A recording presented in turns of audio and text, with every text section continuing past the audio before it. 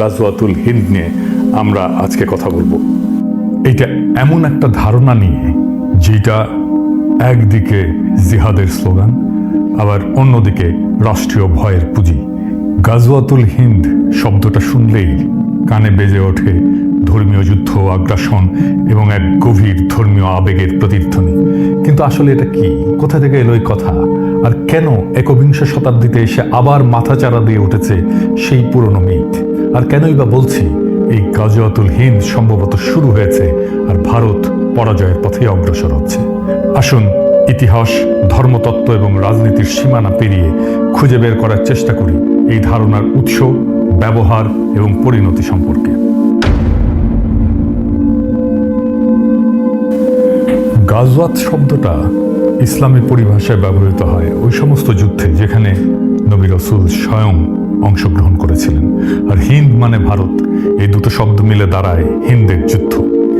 কিছু হাদিসে উল্লেখ করে ভবিষ্যতে মুসলমানরা হিন্দ বিজয় করবে, যেমন সুনান আল নাসাই এবং মুসনাদে আহমেদে একটা বর্ণনায় বলা হয়েছে, আমার উম্মতের একটা বাহিনী হিন্দের সঙ্গে যুদ্ধ করবে, আল্লাহ তাদের ক্ষমা করবেন। তবে ইসলামী স্কলারেরা অনেকেই বলেন যে এই হাদিসগুলোর সনদ দুর্বল এবং এগুলোকে ঐতিহাসিক ভাষ্য হিসেবে ধরা যায়, কিন্তু তা দিয়ে আধুনিক রাজনৈতিক সহিংসতার বৈধতা পাওয়া যায় না। 20 শতকের শুরু থেকে বিশেষ করে পাকিস্তানের রাষ্ট্রনীতিতে গাজওয়াতুল হিন্দ হয়ে ওঠে এক কল্পিত ধর্মীয় আদর্শ। অনেক সংগঠনই তাদের রাজনৈতিক প্রপাগান্ডায় এই শব্দগুলো ব্যবহার করে বারবার, যেন ভারতের বিরুদ্ধে যে কোনো যুদ্ধ মানেই ইমানের লড়াই। এই ধারণা ব্যবহার করে রাষ্ট্রীয় সহিংসতা, সীমান্ত সন্ত্রাসকে বৈধতা দেওয়ার চেষ্টা করা হয়। আবার পাশাপাশি এই টার্মটাকে ধরেও ভারতের মুসলমানদের সন্দেহের চোখে দেখার সুযোগটাকে সৃষ্টি করা হয়। কিন্তু এটা কি আক্ষরিক অর্থে যুদ্ধ নাকি প্রতীকী যুদ্ধ? সেই যুদ্ধ কি শুরু হয়েছে? আর যদি শুরু হয় তাহলে কিভাবে শুরু হয়েছে? আর এই যুদ্ধের পরিণতি বা কি? আমার মনে হয় এই লড়াই শুরু হয়েছে, আর এটা শুরু করেছে বিজেপি আর আরএসএস এর হিন্দুত্ববাদী রাজনীতি দিয়ে। এই যুদ্ধটা বাস্তবে অস্ত্রের নয়, বরং পরিচয় নির্মাণের যুদ্ধ, যা ভারতীয় উপমহাদেশকে ঠেলে দিয়েছে একত্ববাদের প্রবণতা এবং আত্মবিরোধী সংকটের দিকে। কিভাবে? ইসলামকে মোকাবেলা করতে গিয়ে হিন্দুত্ববাদ হিন্দু ধর্মের আত্মবিনাশ ডেকে আনছে। এমন একটা আত্মঘাতী প্রকল্পে তারা লিপ্ত হয়েছে যা আদতে শেষ বিচারে হিন্দু ধর্মকেই ধ্বংস করে দেবে। হিন্দুত্ববাদ যতটা না ইসলাম বিরোধী, তার চেয়েও বেশি হিন্দু ধর্ম বিরোধী।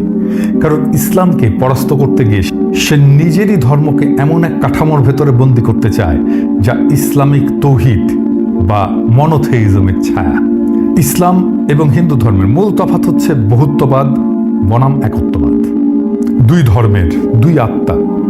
ইসলাম জন্ম থেকে একত্ববাদী এবং তার ইমানের কেন্দ্রে এক এবং অদ্বিতীয় আল্লাহর ধারণা।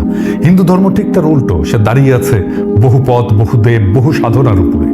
তন্ত্র, যোগ, শাক্ত, বৈষ্ণব, শৈব, অদ্বৈত, এক একটা ধারা, এক একটা জগৎ। ভগবদ গীতায় কৃষ্ণ বলেছেন যে যে যেভাবে আমাকে চায় আমি সেভাবেই তার কাছে ধরা দিই। এই কথাটাই হিন্দু ধর্মের বহুত্ববাদী হৃদয়। কিন্তু হিন্দুত্ববাদ ইসলামকে পরাস্ত করতে গিয়ে ইসলামিক কাঠামো গ্রহণ করে ফেলে। হিন্দুত্ববাদের মূল সমস্যা হলো এটা ইসলাম বা খ্রিস্টান মতবাদকে প্রতিযোগী ভাবতে গিয়ে তাদের কাঠামোকে নিজের অস্ত্র বানাতে চায়। যেমন এক জাতি, এক ভাষা, এক পরিচয়, এক সংস্কৃতি। এ সমস্ত ধারণা ইসলামী উম্মাহ বা খ্রিস্টান নেশন স্টেটের ধারণার কাছাকাছি।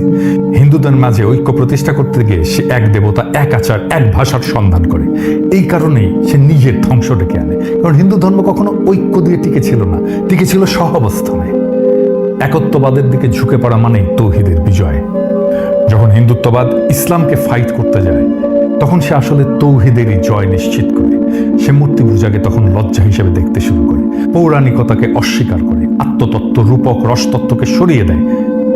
বেদান্তের তম অসি এর বিপরীত তৈরি করে শুদ্ধ হিন্দু পরিচয়ের কাঠিন্য। এইভাবেই হিন্দুত্ববাদ বহুত্ববাদী আধ্যাত্মিকতাকে হত্যা করে, অর্থাৎ হিন্দু ধর্মকেই সে হত্যা করে। এভাবেই মোদি আত্মহননের পথে হিন্দুত্ববাদ দিয়ে হিন্দু ধর্মকে নিয়ে যাচ্ছে। এইভাবেই একদিন হিন্দুত্ববাদ যখন নিজের দেহে একক দেবতার ধর্ম নির্মাণ করবে তখন সে নিজেই আর হিন্দু থাকবে না, সে হয়ে উঠবে একটা হিন্দু নামধারী ইসলামী রাষ্ট্রীয় কাঠামোর ছায়া, যার মধ্যে থাকবে না সাধনার পথ, থাকবে না দেবদেবী উপাসনা, থাকবে না অবতার তত্ত্ব, থাকবে না উল্টো যুক্তি। সে সময় ইসলাম যদি আসে তাহলে সে বলবে তুমি তো একত্ববাদকেই বিশ্বাস করো, কিন্তু আমাদের একত্ব অনেক আগে থেকেই পরিণত, তুমি শুধু তার ছায়া, তুমি তাকে অনুসরণ করেছো। এই ছায়া যখন আত্মার আর আশ্রয় দিতে পারে না, তখন মানুষ মূল উৎসের দিকে ফিরে যায়। তখন তৌহিদ শুধু জয়ী হয় না, হিন্দুত্ব নিজেই তাকে তার মঞ্চ প্রস্তুত করে দেয়। তাই গাজওয়াতুল হিন্দ কোনো বাহ্যিক যুদ্ধ নয়, এটা ভারতীয় পরিচয়ের মধ্যে এমন এক আত্মঘাতী দ্বন্দ্ব যেখানে এক ধর্ম অন্য ধর্মকে মোকাবেলা করতে গিয়ে নিজেকেই তাকে রূপান্তর করে ফেলে। হিন্দুত্ব ইসলামকে হারাতে গিয়ে ইসলামিক কাঠামোকে গ্রহণ করে। এটাই আত্মহনন, এটাই ইতিহাসের সবচেয়ে বড় পরাজয়, যেখানে তুমি যেত না বরং তোমাকে হারিয়ে অন্য কেউ তোমার জায়গায় দাঁড়িয়ে যায়। আমি যখন রেকর্ড করছি তখন ফ্রান্সে গভীর রাত, ঘড়ির কাঁটা থমকে নেই, কিন্তু সময় থমকে গেছে। ভারত পাকিস্তানের সীমান্তে যুদ্ধের দামামা, আলো নয় কেবল ধোঁয়া। পাকিস্তান দাবি করেছে ভারতের হামলায় নিহত হয়েছে 3 জন নিরস্ত্র মানুষ, একজন শিশু যার হাতে ছিল খেলনা, কোনো বন্দুক না। এটাই কি সেই যুদ্ধ যেটা বহুদিন ধরে গল্পে ছিল, হাদিসে ছিল, প্রপাগান্ডায় ছিল? গাজওয়াতুল হিন্দ, যার কথা একদা বলা হতো একদিন হবে, সেই যুদ্ধ কি আজকে শুরু হলো? নাকি আমরা অনেক আগেই চুপচাপ নিজের ভেতরে সেই যুদ্ধ শুরু করে ফেলেছি? বিজেপি RSS যখন হিন্দু রাষ্ট্র গড়ার নাম করে হিন্দু ধর্মের বহুত্ববাদকে খরচা করে ফেলে, তখন তারা ইসলামকে হারাতে গিয়ে তৌহিদের কাঠামো নিজের ধর্মে বসিয়ে দেয়। আর এভাবেই গাজওয়াতুল হিন্দ কোনো মুসলিম বাহিনীর হাতে নয়, হিন্দুত্ববাদের হাতে ভারতের ভেতরেই শুরু হয়ে যায়। এখন যারা বলবে ভারত জিতেছে, তারা হয়তো মৃতদেহ গুনছে না, কারণ এই যুদ্ধে পরাজয় মানে শুধু শত্রুর জয় নয়, নিজের পরিচয় হারিয়ে ফেলা, নিজের আধ্যাত্মিকতাকে পোড়ানো, নিজের ধর্মকে কাঠিন্যে মুড়ে দেওয়া। হিন্দুত্ব যখন অদ্বৈতবাদ দিয়ে এক পথে হাঁটতে চায়, তখন সে নিজেই নিজের সমস্ত পথ হারায়। আর তখন ইসলাম আসলে আর কিছু করেও না, সে শুধু দাঁড়িয়ে থাকা দেখে কিভাবে তার প্রতিদ্বন্দ্বী নিজেকেই প্রতিলিপি করে ফেলে। এই যুদ্ধের শেষে কি থাকবে? ভবিষ্যৎ হয়তো বলবে এই অঞ্চলে একদিন এমন এক ধর্ম ছিল যার নাম হিন্দু ধর্ম, যার অসংখ্য পথ ছিল, দেবতা ছিল, রূপক ছিল, নারী শক্তির পূজা ছিল, কিন্তু সে নিজেই নিজের শরীর পোড়ায় হিন্দু রাষ্ট্র নামের যজ্ঞকুণ্ডে।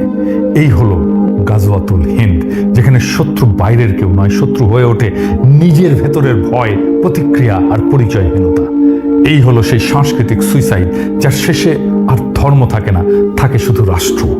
আর সেই রাষ্ট্রে মানুষও থাকবে না, থাকবে শুধু বিজয় লিখে রাখা এক শূন্যতা, এক ঐতিহাসিক পরাজয়, যার শুরুটা ভারতের হিন্দুত্ববাদীদের হাতে, যারা হিন্দু ধর্মকে বিজয়ী করতে গিয়ে আখেরে তার নিজের ধর্মকেই পরাজিত করে ফেলে।